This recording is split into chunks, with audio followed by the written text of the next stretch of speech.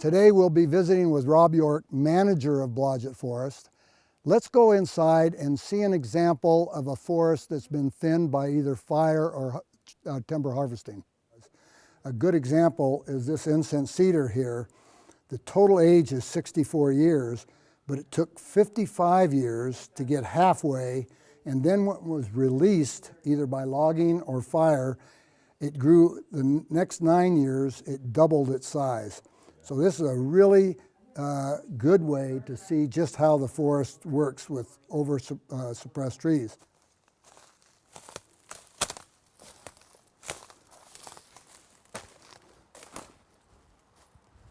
This is an example of an unmanaged forest. It presents a tremendous fire hazard. If a fire started on the road just below us, in minutes, this area would be a crown fire. So we have actually done quite a bit of fire research here at Blodgett. I think it starts with understanding what the fire regime was like before 100 years ago. That's when we started suppressing fire, and that's when we started changing what would be considered the natural fire regime, changing it dramatically. So what we know from fire studies that we've done, where we've tried to reconstruct what the fire regime was like, we know that the fire return interval, so that's how frequent the fires occurred at any given point across the landscape. We know that fires occurred about every 13 years. And we know that they tended to occur at a maximum interval of 25 years. So there was variability. It wasn't like a fire occurred exactly 13 years apart, but that was the average or the median. So what we know is that we have changed that frequency dramatically from fire suppression, from the policy of fire suppression that we still have and that we've had for the past 100 years.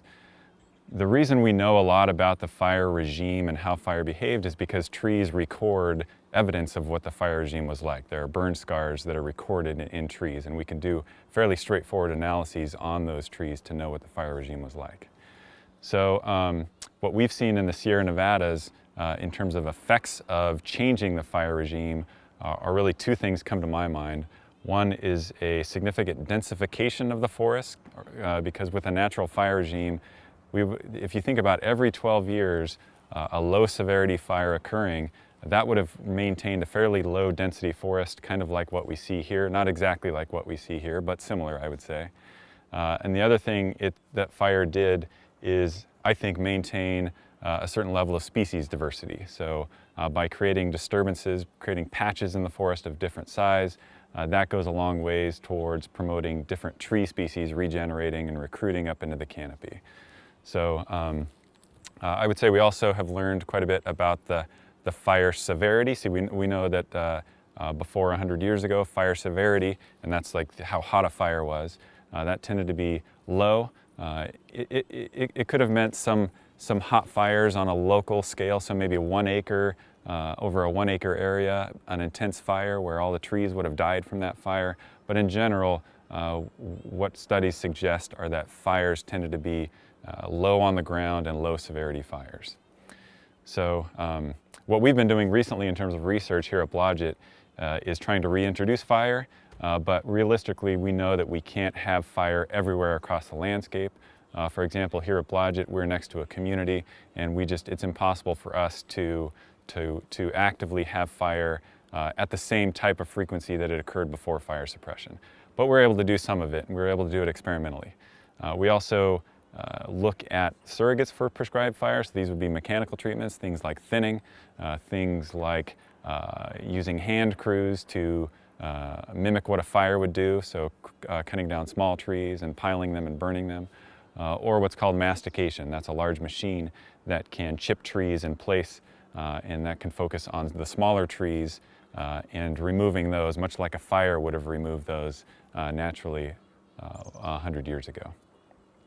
All right, so I think when it comes to managing a forest to be resistant or resilient to bark beetle infestations like we're seeing now, that foresters, I think, tend to have two primary options.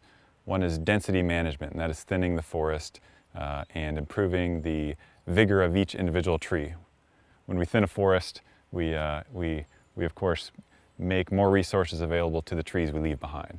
trees have more light, more water available to them, therefore they're able to resist an attack from bark beetles a little bit more.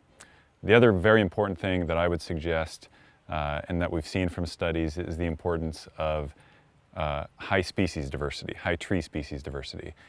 I think it's impossible, or at least, at the very least, we have a high uncertainty in terms of predicting what species is going to be impacted most by the next drought or the next bark beetle or insect infestation. Because we know that these different species of bugs or bark beetles, they attack different tree species. So they have the bark beetles have different hosts, if you will. So if we have lots of variety, lots of different hosts, that's a way that we can hedge our bets against an epidemic like we're seeing now with bark beetles in the southern Sierras. Studies have suggested that there's a period of time right after the trees die where the potential for a high severity fire increases. But then after time, when trees start to decompose and they change color, maybe from red to gray, the probability of high severity fire changes, and it may actually decrease. It's counterintuitive to a lot of people, but the point here is that really the timing of the fire occurring and when it occurs after a large mortality event like the one that we're seeing right now in the southern Sierras, that's really important. When a fire occurs, does it occur right after the trees die or a little bit later?